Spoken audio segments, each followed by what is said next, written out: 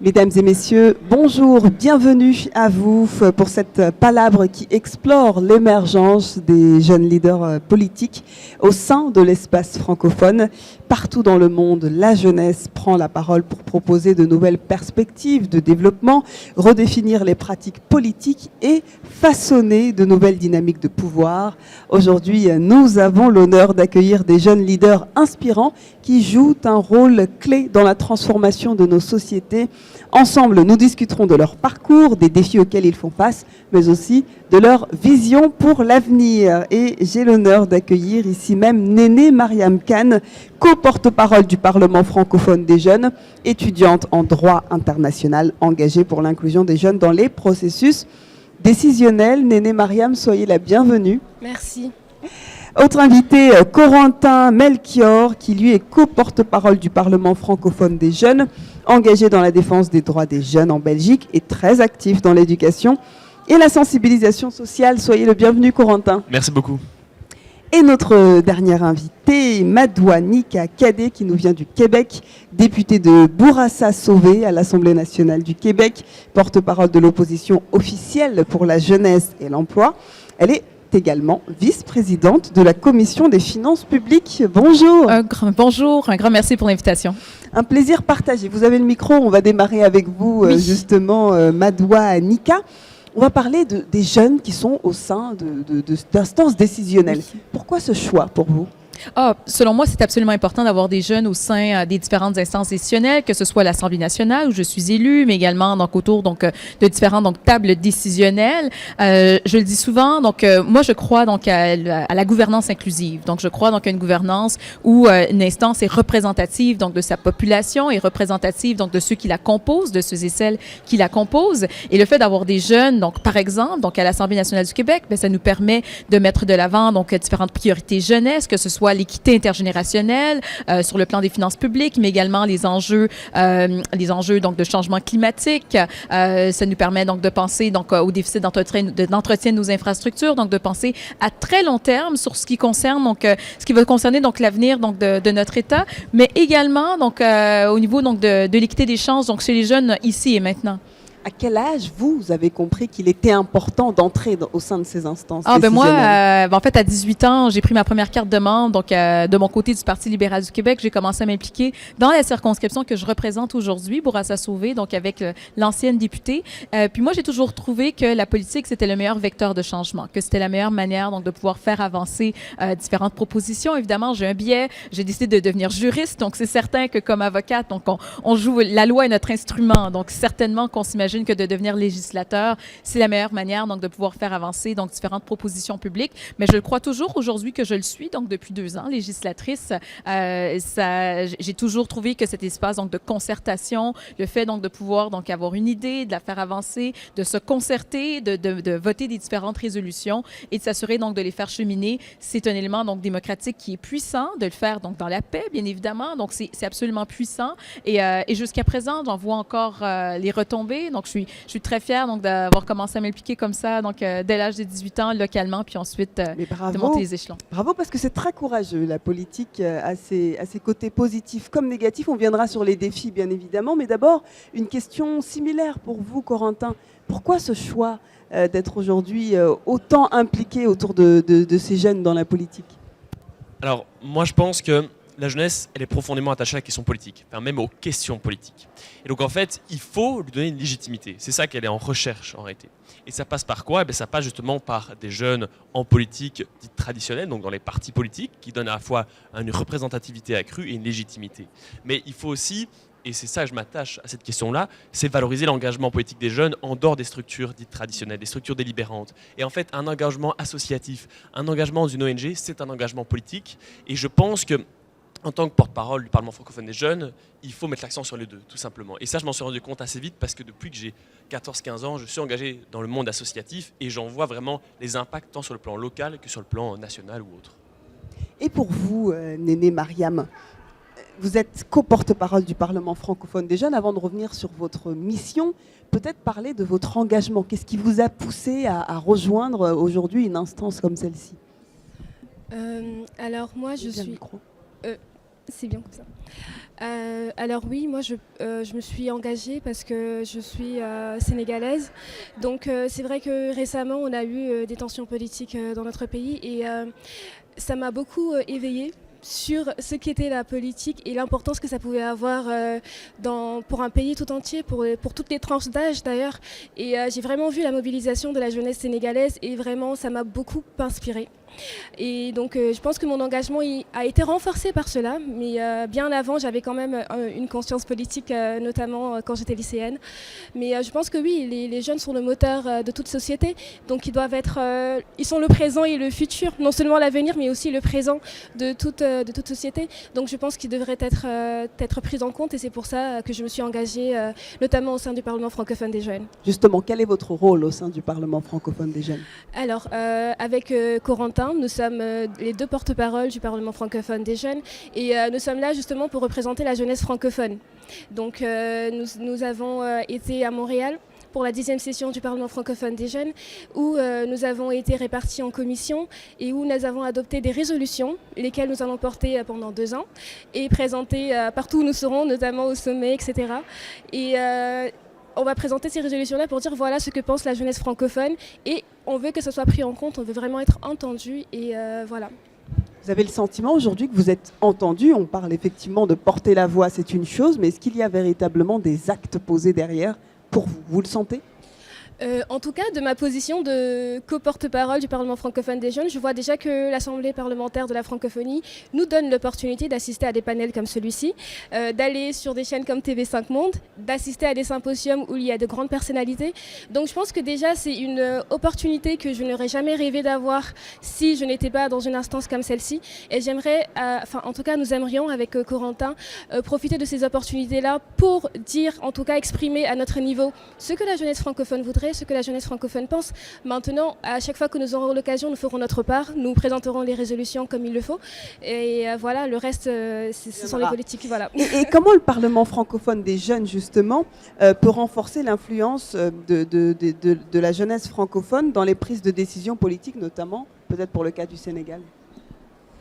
Alors, je pense que l'Assemblée parlementaire de la francophonie a un rôle bien défini, qui est celui de présenter des résolutions au sommet de la francophonie et de présenter des résolutions aux politiques parce que finalement la décision finale revient à qui? Au gouvernement. Et je pense que c'est bien aussi qu'il y ait cette assemblée parlementaire de la francophonie qui va rassembler les parlementaires francophones parce que finalement eux aussi au niveau national ils ont un pouvoir de faire des choses. Donc oui, moi je suis assez satisfaite d'être dans cette instance-là et je pense que c'est une porte ouverte en tout cas pour accéder au plus haut niveau et pour leur dire ce que nous pensons, ce que nous voulons, en espérant enfin être entendus au plus haut sommet. Manou Annika peut parfaitement témoigner, elle est députée justement. Voilà. Oui, tout à fait. Et puis moi, comme parlementaire francophone, donc moi j'ai choisi de siéger donc sur l'Assemblée parlementaire de la francophonie, donc à titre donc de membre donc du réseau des jeunes parlementaires francophones. Donc je suis deuxième vice-présidente du réseau des jeunes. Et dans ce cas, donc on parlait donc des manières donc dont nos propositions donc peuvent être entendues. Donc l'an dernier à Tbilissi en Géorgie, l'APF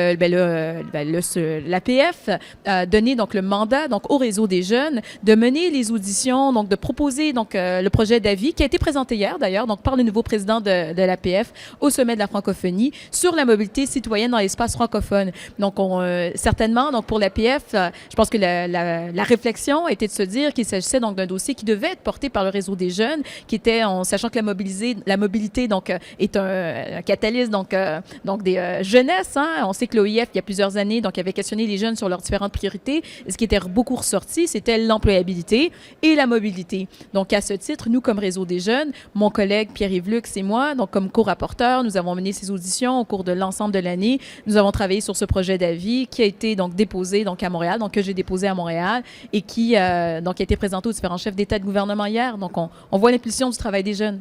Parlez-nous justement de cet aspect du quotidien en tant que député.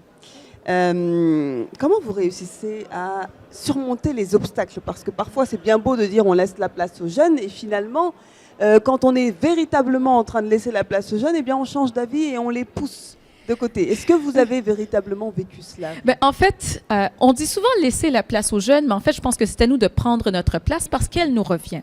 Je ne pense pas que qui que ce soit donc, qui dispose donc, des leviers du pouvoir va laisser la place aux autres, quels qu'ils soient, malheureusement. Donc, nous, en tant que jeunes, moi particulièrement donc, en tant que jeune femme, je me suis toujours dit, donc, en arrivant donc, dans ce Parlement, donc, il y a 2 ans, que c'était à moi donc, de m'assurer donc, d'asseoir ma légitimité, d'asseoir ma crédibilité, de montrer donc ma compétence. Et puis, je pense que j'ai réussi à le faire puisque j'ai été nommée par mes collègues étoiles montantes de l'Assemblée nationale du Québec. Donc, certainement que ce travail-là, donc, je pense qu'il a été reconnu, mais je ne pense pas qu'il faille entrer donc en politique, que ce soit au niveau parlementaire ou même, comme vous le disiez, donc dans différentes instances, dans l'associatif, par exemple, en se disant, il faut qu'on me donne de la place. Évidemment, ces espaces doivent être inclusifs, ces espaces, on est là quand on prend notre place, c'est aussi pour changer un peu la culture politique qui sévit, donc dans ces différents environnements-là, on veut donc les transformer, parce que quand on veut être un vecteur de changement, on veut s'assurer que l'endroit donc, où on agit donc, soit beaucoup plus donc, modulé, qu'il nous ressemble un tantinet plus, si on veut que les gens s'y reconnaissent aussi. Donc, on a ce travail-là à faire quand on intègre ces instances-là, surtout quand on est une masse critique à les intégrer. Donc, c'est notre travail donc de changer un peu comment les choses se font pour que plus s'y reconnaissent. Mais dès qu'on y arrive, selon moi, l'objectif, c'est de prendre sa place. Corentin, comment votre engagement au Parlement jeunesse de la Fédération Wallonie-Bruxelles a-t-il façonné votre propre approche de la politique? Alors, effectivement, je suis investi auprès du Parlement francophone, donc du Parlement jeunesse de la Fédération de Bruxelles, en tant que président de commission. Alors, ça a façonné mon engagement parce que jusqu'avant, j'étais dans le milieu associatif. Donc, je n'étais pas dans les instances décisionnelles. Ici, là où ça a façonné, c'est tout simplement, je me suis rendu compte qu'il faut sensibiliser les jeunes en disant, en fait, effectivement, il faut prendre votre place, comme vous le disiez, mais il faut aussi avoir le courage de la prendre. Et donc, il faut aussi donner de la légitimité. Et en fait, le but du Parlement jeunesse en Fédération de Bruxelles, c'est tout simplement de simuler, de faire une simulation parlementaire. Pour dire, voilà, comment fonctionne la démocratie, et vous êtes totalement légitime de vous y investir. Et donc, après, je pense que si on dézoome, le véritable enjeu, outre le fait d'avoir des jeunes en politique, c'est qu'ils restent axés sur la question jeunesse. Dans le sens où, mais ça peut être lié à tout politicien, une fois qu'on est élu, est-ce qu'on reste connecté à sa base électorale?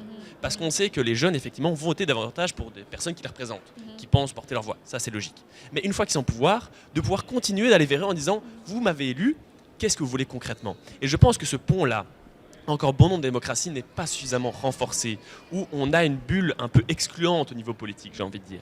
Et donc de dire aux jeunes, non seulement vous pouvez voter, mais en plus de ça, votre lien avec la politique doit être permanent et pas tous les 4-5 ans quand on fait des élections.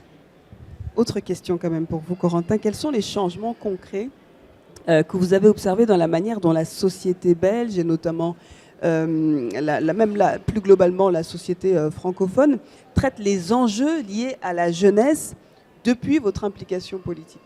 Est-ce qu'on est sur la bonne voie, finalement?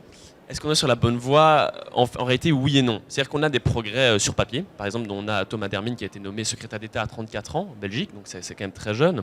C'est parmi les plus jeunes qui ait jamais été. Mais ça, c'est sur papier. C'est-à-dire qu'on a bon nombre de politiques qui arrivent effectivement en jeunesse qui mènent une politique en réalité plus conservatrice. Et donc, en fait, on a un recul où, notamment, quand il y avait les manifestations pour le climat, quand le climat était un véritable enjeu, notamment en Europe, mais pas que, on a eu effectivement une montée des préoccupations des jeunes. Et ça a été pris en compte par le politique. Et en fait, depuis 2 ans, je dirais, en fait, on a l'impression d'avoir un léger recul. Donc, on a un balancier. Et le véritable enjeu, en réalité, des jeunes en politique, c'est de dire, OK, le balancier, on va le stopper du côté de la jeunesse. On le sait, la francophonie se développe, il y a de plus en plus, la population connaît une croissance importante, et surtout la jeunesse qui constitue la francophonie. Et donc, ça veut dire, on ne peut pas faire un balancier en disant, on prend en compte votre avis de temps en temps. Il faut que ce soit permanent, continu, parce que cette jeunesse, il ne faut pas qu'elle se résigne. Je pense que c'est la pire des choses qui puissent arriver. Oui, tout à fait. Néné Mariam, Dites-moi, comment votre entourage, en tout cas vos amis notamment, ou vos collègues de la fac, perçoivent votre implication politique? Est-ce que c'est compris? Oui, je pense que c'est compris. En fait, je suis en master et justement, mon master tourne autour de la francophonie. C'est un master qui s'intitule Droit international et droit comparé des échanges dans les espaces francophones.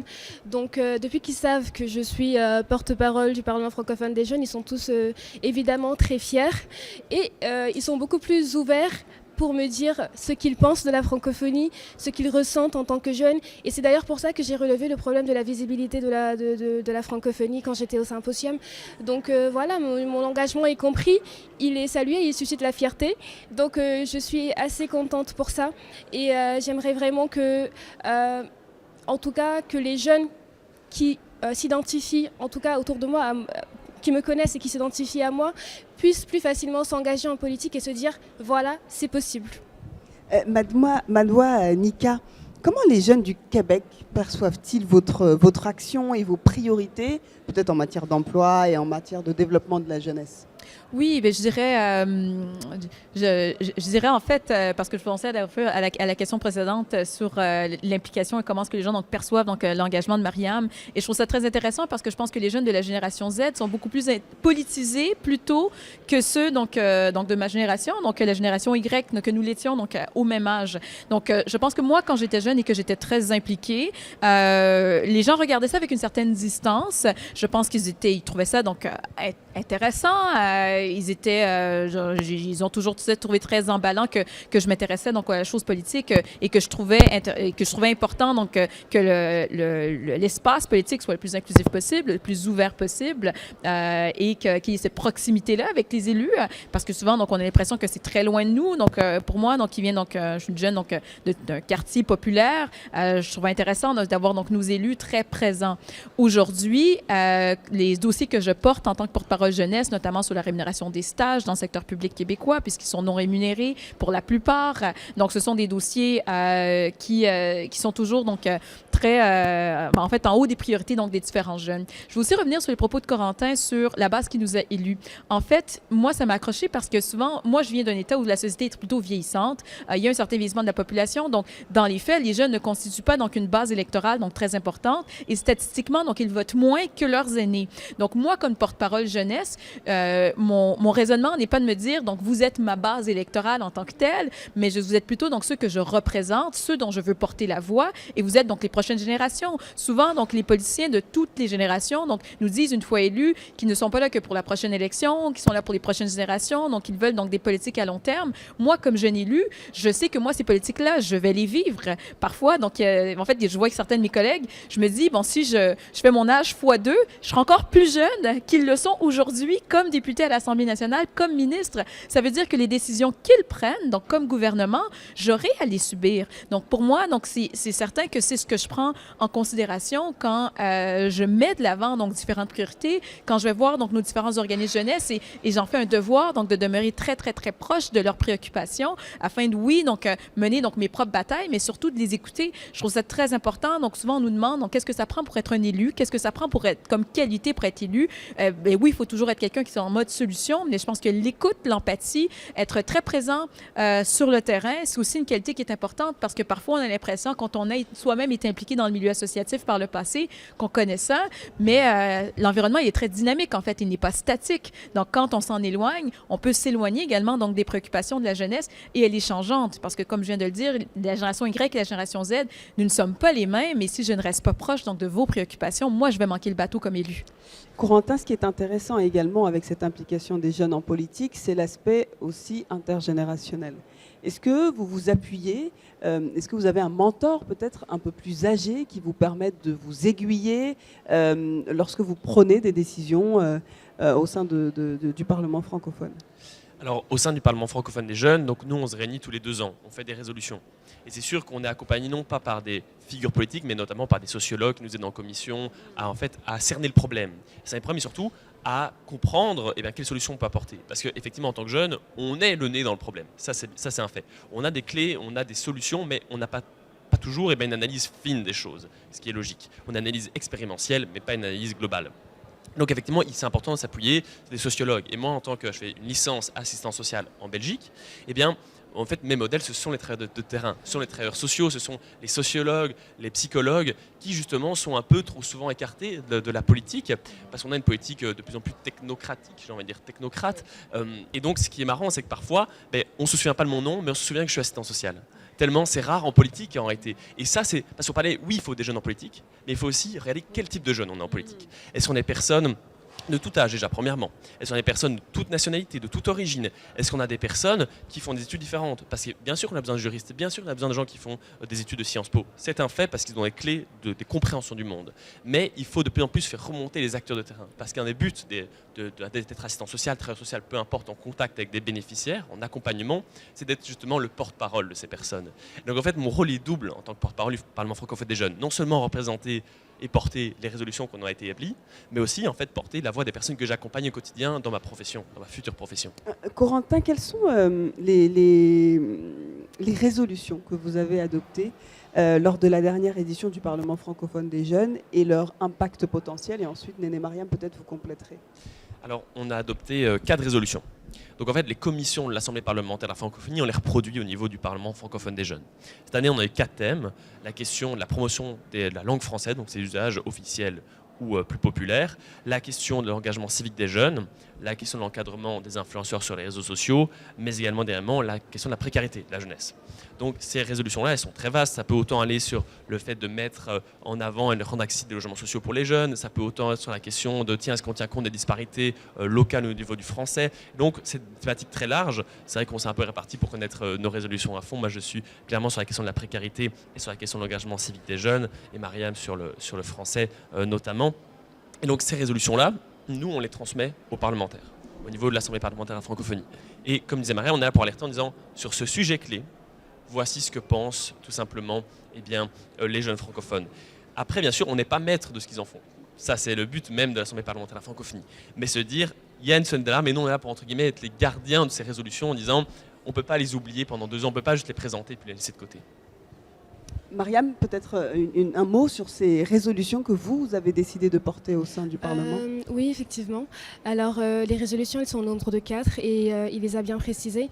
Alors, pour ce qui concerne l'engagement civique des jeunes sur le terrain plutôt que sur les réseaux sociaux, nous avons notamment proposé, en fait, que l'État veille à une régulation, enfin pas l'État, excusez-moi, que la francophonie veille à une régulation des réseaux sociaux de sorte à protéger les jeunes de la désinformation et de tout ce qui pourrait les mettre dans une bulle de radicalisation. Nous avons aussi pensé au fait que les parents soient un peu sensibilisés, les parents de jeunes adolescents et d'enfants soient sensibilisés sur les techniques marketing qui pourraient être utilisées par les influenceurs notamment, pour protéger les enfants de tout ça. Et nous avons aussi, sur la langue française, proposé qu'un forum soit organisé au moins une fois tous les 2 ans, un forum biannuel qui va s'appeler Enseignants en francophonie. Et ce forum va regrouper, disons, les enseignants de l'espace francophone pour qu'ils échangent notamment sur des méthodes de recherche, de pédagogie, d'enseignement, etc. Et nous pensons que toutes ces résolutions, elles sont très pertinentes. On ne pourra pas tous les étaler dans le détail, mais j'invite tout le monde à aller les voir. Mais ce sont des résolutions qui sont vraiment très pertinentes, qui ont été formulées par l'intelligentsia de la jeunesse francophone. Donc je pense qu'il y a des vraies clés qui permettront d'arriver à former un vrai esprit communautaire de la francophonie, et je pense que c'est très important qu'on le souligne et qu'on les prenne en compte, parce que justement quand vous me parlez de mon engagement qui est compris, mon engagement sera compris et aura du crédit lorsque je suis engagée, je propose des choses et ces choses-là sont prises en compte et entendues. Absolument. Voilà. Madouanika, peut-être compléter sur l'engagement de ces jeunes autour des thématiques qui nous ressemblent, qui nous rassemblent même, et qu'on comprend davantage quand on parle de l'influence des influenceurs. Ça fait ça fait écho à nos générations. Ah oui, tout à fait. Et puis, je suis tellement contente de les entendre parler de leurs différentes résolutions avec passion parce que oui, on comprend que le Parlement francophone des jeunes donc, a un travail, un rôle d'influence donc auprès des parlementaires, mais je dirais un rôle d'influence qui est direct, mais un qui est indirect aussi. Par exemple, donc moi, donc à l'Assemblée nationale du Québec, donc nous avons donc entamé donc des travaux de nature transpartisane donc sur l'impact des écrans chez les jeunes, donc des écrans et des réseaux sociaux chez les jeunes. Donc quand je pense au travail donc qui a été fait cet été, puis notamment on a eu l'occasion donc d'en discuter brièvement donc avant donc le début de nos travaux à l'Assemblée nationale. Donc même si donc on n'a pas toujours donc l'objet donc précis de leur résolution ou que leur travail donc ne se poursuit pas pendant l'année, sachant qu'il s'agit donc d'une priorité jeunesse au niveau de la francophonie, mais nous comme parlementaires québécois, on peut y faire écho. Donc ce sont des éléments donc qui alimentent notre réflexion, ou du moins qui alimentent la mienne. Moi comme porte-parole jeunesse, quand je siège sur cette commission, que j'entends des experts, parce que bon les travaux viennent de commencer, nous en sommes à cette étape-ci. Quand je les questionne, je pense aux priorités jeunesse et je me dis on n'est pas à côté de la plaque, on est directement donc sur ce qui préoccupe donc la jeunesse actuelle qui n'a pas vécu donc cette ère donc pré-réseaux sociaux et qui se pose des questions sur comment encadrer le tout. Donc oui, donc si nous, au Québec, on est capable de faire différentes avancées, après ça, on peut pousser dans le reste de la francophonie. C'est à ça que servent ces différents forums. Donc le travail donc d'influence, moi, le message que j'ai pour vous, c'est qu'il n'est pas vain, parce que nonobstant, donc, ce qui peut se faire donc directement au niveau donc des commissions de l'APF, parce que comme tu le disais, Corentin, donc ce qui en effet, donc ça ne vous appartient pas donc par la suite, mais nous, comme parlementaires, moi, je pense qu'on a une responsabilité, peu importe donc quelle qu'elle soit, donc on a cette responsabilité-là donc de prendre acte de ce que vous nous déposez et de voir comment dans nos parlements respectifs, ces idées-là, elles peuvent cheminer, même si donc, c'est les fait indirectement. Corentin, en tant que jeune leader, justement, comment vous travaillez à sensibiliser la société belge aux enjeux, surtout de la marginalisation des jeunes? Tout à l'heure, vous parliez de la précarité, mais il y a une thématique quand même autour de leur marginalisation qui est très prégnante. Alors, effectivement, par définition, la jeunesse, elle est marginalisée parce qu'elle est minoritaire. En tout cas, dans une grande partie de la francophonie. On est bien d'accord. Ça va changer, notamment sur les 30 ans qui viennent. En tout cas en Belgique, si on veut être plus précis. Et donc effectivement, comment est-ce qu'on sensibilise le monde politique et même la société à la question des jeunes? Ça passe notamment par la politique, mais un rôle important aussi qu'on ne met pas assez en avant, c'est la question des médias. Parce que les médias sont quand même le reflet d'une certaine société. En tout cas, ils véhiculent un message et ils alimentent nos représentations sociales et les valeurs qu'on veut véhiculer. Et donc moi, au niveau belge, je suis investi dans un média qui s'appelait Scanner, qui est un média paré pour les jeunes. Et donc, on est là pour interpeller la jeunesse politique. Et donc, on va simplement récolter des textes, des avis, des vécus de ces jeunes. Et on va tout simplement aller toquer à la porte des politiques en disant, voici ce que pensent les jeunes. Donc je pense qu'il faut absolument développer des ponts entre les différents secteurs. Et j'essaye de m'y atteler en étant à la fois assistant social, à la fois dans un média, à la fois porte-parole. C'est parfois un peu compliqué, mais c'est avoir des ponts en disant, là, il faut une place des jeunes en politique, dans les médias, et il faut notamment, et c'est vrai qu'on n'a pas encore parlé, moi je voudrais juste rapidement soulever le point, c'est quel est le rôle de l'enseignement aussi dans ces questions-là. Parce qu'en réalité, on a beaucoup de jeunes qui ne comprennent pas le système politique, qui se sentent exclus, parce que justement, ils n'ont pas ils comprennent pas les codes, ils n'ont pas les clés, et donc ils se sentent exclus par définition, ce qui est logique. Et donc, je pense qu'on a tout intérêt à investir massivement dans la question de l'éducation citoyenne des jeunes. Parce qu'un jeune qui comprend et qui sont inclus, c'est un jeune qui aussi va vers l'autre et prône une diversité d'opinions et ne va pas rester dans sa bulle. Et donc, je pense qu'il faut, entre enseignement, médias et politique, faire des ponts qui sont essentiels selon moi. Madoua, Nika, comment quel conseil vous donneriez aux jeunes, notamment aux jeunes femmes qui souhaitent s'engager en politique, mais qui se heurtent parfois à des obstacles systémique, on va dire. Oui, parce qu'il y en a des obstacles systémiques. Je pense que le premier conseil, c'est de ne pas laisser le doute vous traverser, ou disons donc de ne pas être limité par ce doute, parce que souvent, lorsqu'on parle donc d'une jeunesse, et je pense que Corentin, tu le disais, donc parfois donc les jeunes donc se sentent un peu, ils ont l'impression d'être complètement donc dépossédés donc des différents donc codes donc des systèmes politiques. Donc lorsqu'ils ont donc cet intérêt-là, le fait donc de pas maîtriser donc ces différents codes sociaux, donc parfois donc peut demeurer donc un certain frein, peut constituer un certain frein. Et comme je le disais plus tôt, donc ces espaces parfois ils peuvent être hermétiques. Donc on n'aura pas toujours quelqu'un donc pour nous donner donc ces différents accès-là donc de façon directe, sauf donc à l'intérieur donc de certaines donc instances donc directement donc qui ont ce rôle-là donc très précis. Donc à ce moment-ci, on dirait donc de vous faire confiance. Donc on est un peu dans les lieux communs, mais c'est absolument important quand même donc de ne pas laisser donc ce doute-là donc nous envahir. La deuxième des choses, au niveau personnel, donc c'est évidemment donc ça c'est le premier conseil, mais par la suite ensuite, je dirais donc de vous constituer quand même donc en différentes instances. Tu venais de parler donc des médias, mais au-delà des instances médiatiques, pareil pour les jeunes. Parfois, il y a de l'associatif aussi, pareil pour les jeunes.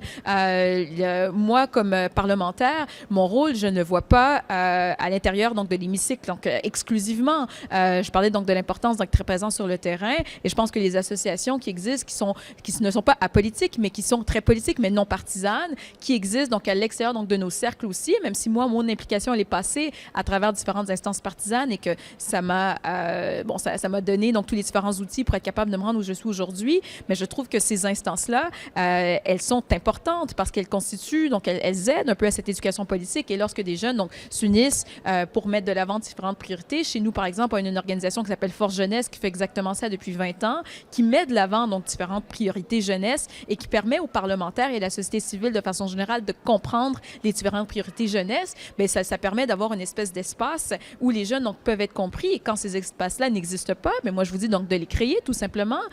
Donc au-delà de créer donc un parti politique avec une visée donc électorale, donc au sein donc d'une instance législative, d'avoir donc une instance comme un think tank, d'avoir ces espaces de pensée-là, ils sont importants afin que les jeunes donc, puissent se faire comprendre, se faire voir, et que nous, comme élus, bien, on soit capable donc de légitimer donc ces différents sujets, de les mettre, comment dire au Québec, en haut de la pile, là, donc de s'assurer qu'ils soient priorisés, donc plutôt que de voir ça comme donc des sujets plutôt bon enfant, bon, ce sont des sujets jeunesse, on connaît ça, mais moi je le vois chez nous, souvent donc ces organismes-là, donc ils sont très rigoureux, ils ont une certaine crédibilité, ils s'intéressent aux clauses de disparité de traitement dans les contrats de travail, par exemple, donc ils s'intéressent donc à la gestion des finances publiques, et donc des sujets qui peuvent parfois sembler arides, mais qui sont absolument importants pour les prochaines générations.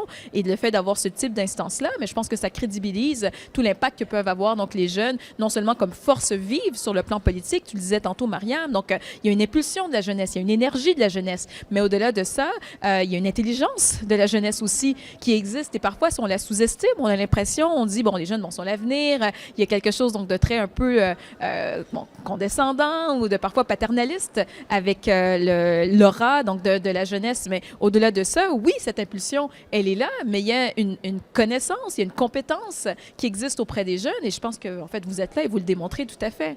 On est là, on va se mettre dedans. Oui, tout à fait. Néné Mariam, on arrive bientôt à la fin de cette palabre. Quels sont les défis les plus urgents, selon vous, à mettre en lumière ? Alors, pour moi, les défis les plus urgents à mettre en lumière se trouvent dans nos résolutions. Donc, vous avez bien travaillé autour de ces résolutions. Exactement. On a beaucoup travaillé, on a beaucoup débattu. C'était vraiment très difficile d'arriver à sortir ces résolutions. Donc, on aimerait vraiment que ça soit pris en compte. Notamment, on a, sur chacune des commissions, sur chacun des sujets qui nous a été soumis, on a dit ce qu'on en pensait. Par exemple, on a parler de l'urgence justement de créer des espaces de conseil de jeunes pour qu'on puisse justement donner notre avis, pour que ces avis-là soient, qu'on nous accorde en fait le crédit dont vous parliez, Madoua, qu'on nous accorde ce crédit-là à travers des conseils qui vont nous permettre d'exprimer ce que nous pensons et que ce que nous disons soit pris en compte, encore une fois. Il faut que ce soit pris en compte parce que la jeunesse a beaucoup de choses à dire et nous pensons que des fois ce n'est pas très accessible pour les jeunes de s'engager. Il y en a qui veulent s'engager, mais comment faire ? Où sera Néné Mariam dans 10 ans ? Alors, Néné Mariam se laisse porter. Je me laisse porter par mon engagement et advienne que pourra, je resterai engagée et on verra où est-ce que ça me porte, mais tout en restant moi-même, attachée à mes principes, mes valeurs, qui sont celles de la démocratie, de la paix, de l'écoute de la jeunesse et du respect de la jeunesse en brisant ce lien paternaliste. Et je suis très contente qu'une députée jeune comme Madoua Annika en parle comme ça et endosse la responsabilité de prendre en compte justement nos résolutions. Et je pense que c'est un très bon début et je suis très très contente pour ça. Merci. Corentin, tout n'est pas rose dans cette implication des jeunes en politique. Qu'est-ce qu'il faut soulever avant quand même de clore cette discussion ? Dans les difficultés rencontre la jeunesse, c'est ça que vous voulez dire ? En fait, la difficulté. Il faut aussi être réaliste, quoi. Tout n'est pas rose, n'est-ce pas ? Non, bien sûr, tout n'est pas rose. Et effectivement, c'est, comme je l'ai dit, le premier problème, c'est la question de la légitimité. Ça, on ne peut le répéter tout le temps, mais tant que ceux qui sont, entre guillemets, au pouvoir, ceux qui détiennent un pouvoir politique, ne disent pas à la jeunesse, vous êtes légitime de parler, ce sera un problème, ce sera une barrière. Deuxièmement, c'est aussi une question de temps. Parce qu'effectivement, quand on est jeune, avec les études, avec d'autres engagements sur le côté, c'est difficile d'avoir le temps parfois de porter sa voix, bien évidemment. Et puis, c'est une question de reconnaissance. C'est-à-dire que s'il n'y a pas de reconnaissance au bout d'un certain temps, il va y avoir une lassitude de la jeunesse. Et ça, c'est le véritable défi auquel va faire face la jeunesse. La question de la résignation. Il ne faut pas que dans 10 ans, certains qui étaient hyper impliqués se disent en fait, ça ne servit à rien. Parce qu'on l'a vu avec les questions climatiques, ça a été fort porté il y a quelques années. Puis maintenant, certains se disent, en fait, on a fait tout ça, ça ne sert à rien. Parce que justement, il n'y a pas assez de reconnaissance et d'implication. C'est-à-dire qu'on n'a pas transformé cette colère, en tout cas cette parole de la jeunesse, en action politique. Pas suffisamment dans de nombreux États et gouvernements. Et donc, c'est la lutte contre la résignation. Et ça, elle doit venir à la fois de la jeunesse, qui doit effectivement se concerter, parce que le collectif permet de lutter contre ça. Le fait de sentir appartenir à un groupe permet de lutter contre la résignation. Mais ça vient aussi de ceux qui détiennent le pouvoir politique et médiatique, comme j'ai dit, qui redonnent la reconnaissance et qui vont constamment vers les questions de la jeunesse.